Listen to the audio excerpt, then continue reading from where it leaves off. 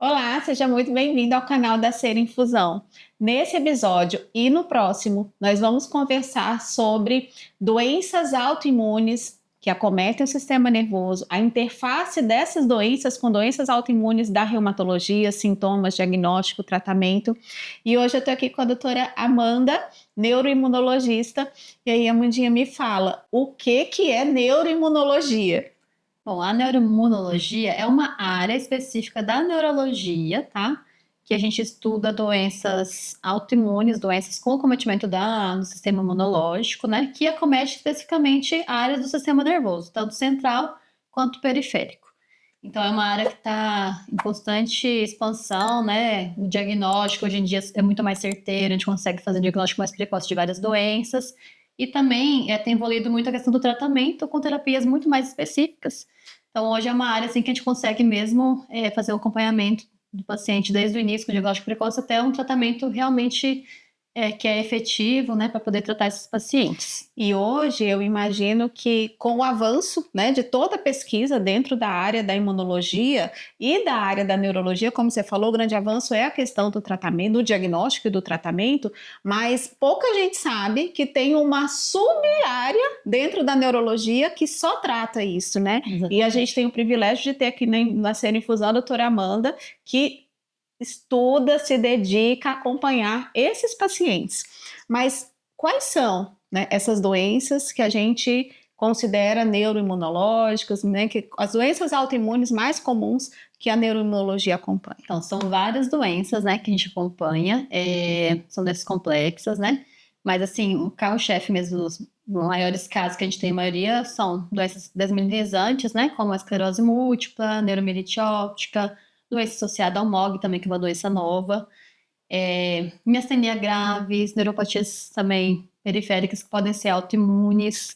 E também a gente tem acompanhado vários pacientes também com doenças reumatológicas também que podem apresentar acometimento do sistema nervoso, né? Acometimento neurológico, que também um rol de doenças como lúpus, artrite reumatoide também podem ser acompanhados pela gente, né? Então, acaba que são várias doenças mesmo São possíveis, várias, né? E você falou de duas que a gente escuta mais comumente, esclerose múltipla e neuromielite óptica.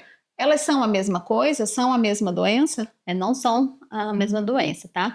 Antigamente até se pensava que a esclerose múltipla, a neuromielite óptica eram a mesma coisa, que a neuromielite é uma esclerose mais grave, mas nos estudos, né, mostraram mesmo que são completamente diferentes a parte da fisiopatologia, até do tratamento mesmo, que é totalmente diferente. Apenas os sintomas, que muitas vezes são parecidos, né?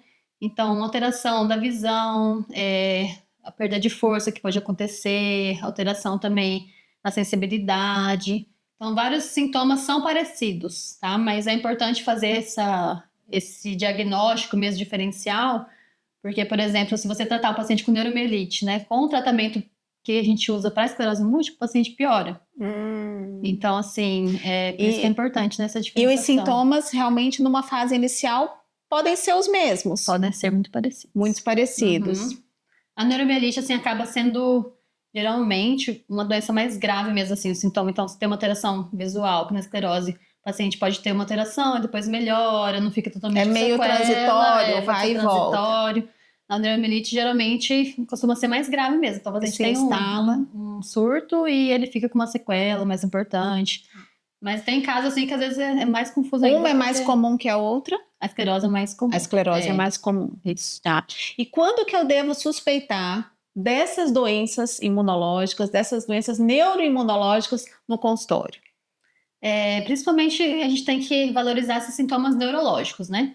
Então, um paciente que chega, né, com queixa de formigamento no membro, falou que não está sentindo direito um braço, ou mesmo alteração visual, que às vezes pode ser até não tão evidente, né? Então, o paciente às vezes sente que a visão está um pouquinho embaçada, e às vezes vai levando isso, né? E acha que às vezes é oftalmológico.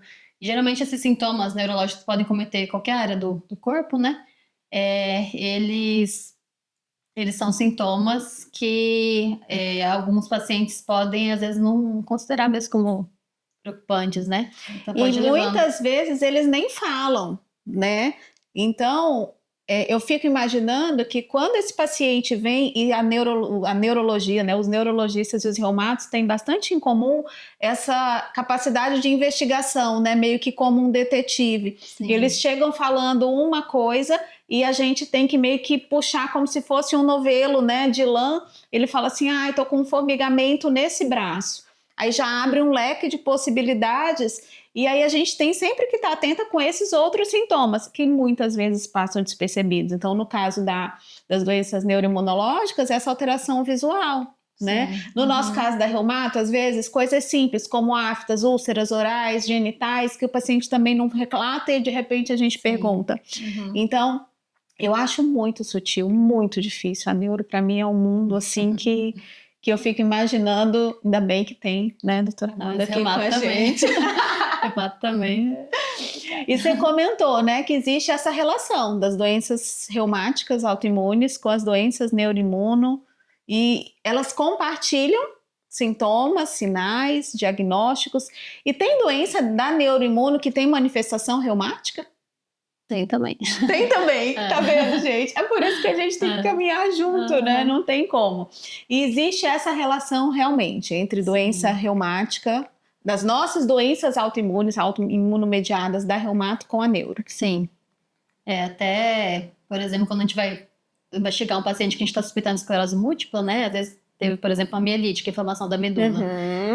Dependendo do caso, às vezes a gente até precisa até fazer essa investigação reumatológica para ver se realmente a esclerose múltipla tem algum diagnóstico diferencial, por exemplo, o lúpus, né? Que ele pode dar alteração medular também. Sim. Então, na nossa rotina da neuroimuno mesmo, a gente acaba fazendo sempre essa investigação também paralela das doenças reumatológicas, né? Que podem ter sintomas que às vezes sintomas. E isso é interessante porque é diferente quando o paciente já tem um diagnóstico reumatológico, né, e começa a ter algum sintoma que a gente vai pensar no envolvimento do sistema nervoso, de paciente que não tem nenhum diagnóstico e abre o quadro com sintoma neurológico, né, do sistema de acometimento do sistema nervoso, mas pode ser da reumato, e não é tão difícil de acontecer isso, né? Às vezes uma doença reumatológica tem como primeira manifestação uma alteração neurológica. Sim. Que nem, por exemplo, síndrome de Sjögren, né? Sim. O paciente pode começar com formigamento, então ele pode ter uma neuropatia periférica e chega para o neurologista, né? E a gente tem que pensar, às vezes, será que não é Sjögren, né? Então, eu tive, semana passada, um diagnóstico feito de uma jovem senhora, com 40 e poucos anos, que teve um AVC isquêmico cerebelar e ela, há 8 anos atrás, ela tinha tido um quadro de psicose.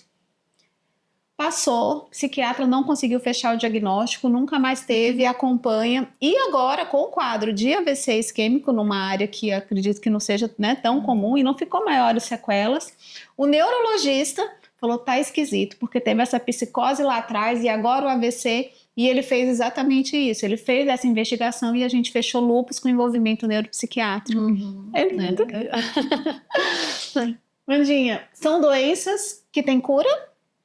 Algumas, né? Algumas têm, da neuroimunologia. Sim, mas a maioria mesmo é controle, né? Então, é tratar da maneira certa para evitar de ter, né, novos surtos, novas lesões. E o tratamento, quanto mais cedo, melhor. Sim. A resposta do tratamento depende do início precoce. Sim, isso é até um pilar hoje em dia na neuroimuno mesmo, essa questão de enfatizar o tratamento precoce, né? Por isso que o diagnóstico quanto antes for feito, né? Porque hoje em dia as terapias são muito boas, assim, que a gente tem disponível, terapias realmente efetivas, né? Então a gente sabe que se o paciente demora para diagnosticar, fica tendo surtos, vai tendo sequelas, vai piorando, né, a qualidade de vida do paciente. Então, se a gente faz esse diagnóstico precoce e já começa a tratar com a medicação correta, né? A gente vê que com as terapias, como são hoje em dia tão boas, né? Então a gente vê que o paciente, ele fica normal, né? Não tem sequela, não tem queixas na consulta de isso é interessante que a gente escutava antigamente no caso de infarto, por exemplo, que tempo é músculo, tempo é miocárdio, tempo é coração. A gente passou na era que tempo é cérebro, né? No caso dos AVCs, né? Do tratamento agudo. E na neuroimuno também isso vira uma verdade, né? Sim, com certeza. Porque muitas dessas doenças, em cada surto, vai deixando uma sequela. né? Exatamente. Diferente das nossas, por exemplo, da reumato, que às vezes nas crises da doença, não necessariamente você vai ter uma progressão e uma lesão de órgão-alvo irreversível. No sistema nervoso ela pode ser a mesma coisa. Então, por isso que é importante, né, a gente ter até essa interação, né, entre neurologia, reumatologia, porque muitas vezes esse paciente, que às vezes até tem uma esclerose múltipla, não vai chegar necessariamente para mim, às vezes chega para você, né? Ou mesmo acontece a questão de o paciente que tem uma doença autoimune, ele pode ter um risco maior de ter outra doença autoimune, né? Então, por isso que esse conhecimento, né, de outros profissionais também sobre essas doenças são importantes mesmo para você ver um paciente que, no caso, está estranho, né? Então, você vai saber, assim, vou caminhar para o neurologista para dar uma avaliada, né? Então, isso com certeza faz diferença nesse diagnóstico precoce. E para a gente finalizar o episódio de hoje, qual mensagem você quer deixar para os pacientes que têm doenças autoimunes? Então, vocês, né, que têm doenças autoimunes, né, saibam que hoje em dia nós temos muitas opções de tratamento, muitas opções mesmo de precisão para o diagnóstico. Então, a questão né, se todo mundo souber um pouquinho também, até vocês pacientes, né, sobre essas doenças, sobre sintomas possíveis, sobre possíveis associações, né, saber mesmo procurar um reumatologista ou um neurologista, né, quando estiver sentindo alguma coisa. E se você já tem um diagnóstico de doença autoimune, né, saber que você tem, hoje em dia, à disposição, tratamentos que são muito eficazes, tratamentos que vão permitir que vocês tenham, né, uma qualidade de vida, manter a vida normalmente, sem ter sequelas, né? Então, vocês sabem que hoje em dia temos muitos profissionais, né, que são capacitados para isso, né, para reconhecer a doença, para poder indicar o tratamento correto.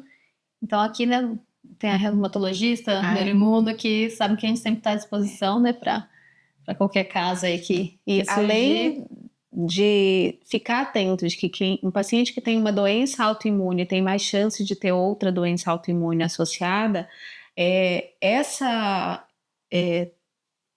aumento de tempo de prevalência, né, esse risco aumentado, também é importante a gente lembrar que tem componente genético, hereditário. Então, se você tem na sua família casos de pacientes que tenham doenças autoimunes, é importante também garantir, ficar atento que seus familiares, principalmente filhos, né, a gente sabe, no caso da reumato, quem tem, principalmente uma mulher com uma doença autoimune, os filhos têm mais 2, 3 vezes aumentadas, dependendo da doença, o risco de ter uma doença autoimune associada também na evolução ao longo da vida.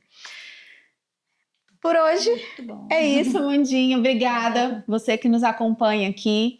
Se você tem alguém que tem uma doença autoimune, que sofre com uma doença autoimune, curte, compartilha, comenta e continua por aqui. Se inscreve no canal, porque sempre, sempre vai ter informação de qualidade, atualizada, trazendo todo o corpo clínico da Serinfusão para que você conheça e possa se informar, porque informação muda vidas.